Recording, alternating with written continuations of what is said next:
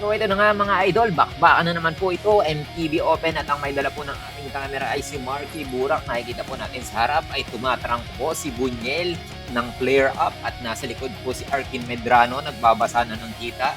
Mukhang re-remate din. Last lap na po ito at nasa likodan po si Zed.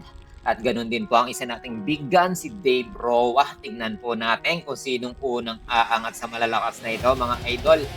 Ito ang first group.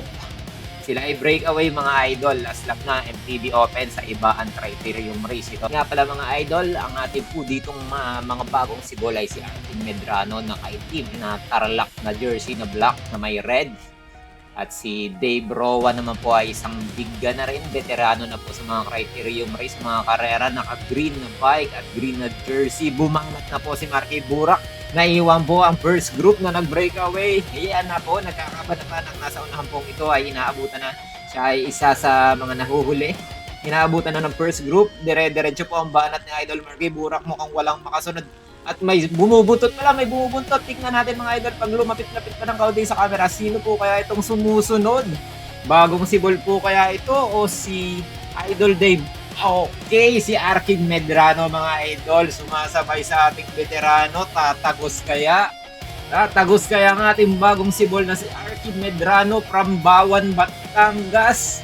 Tingnan natin, ang Batang Granville at Kalumpang ay tatagos na ba sa ating veterano na si Marky Burak? Yan na nga po, nagkakabanatan na. Gumigewang-gewang na. Ibig sabihin nito, rumeremate na si Idol Marky Burak. Ang haba nitong dalahan niya. Yan na po. Umaagwat na, umaagwat. Tumatagos, mukhang tumatagos. Tumagos si Arkin Medrano. Matindi idol, may patama pa sa liig. Iyon idol, ganda ng laban. Replay.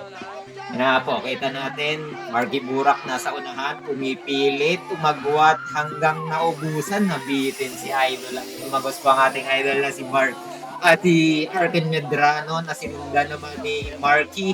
At pangatlo po si Idol Dave Roa. Once again, congratulations Arkin Medrano. And sabi nga po nila, di ba? Respeto sa mga veterano, suporta sa mga bago. Congratulations again sa lahat. God bless and ride safe.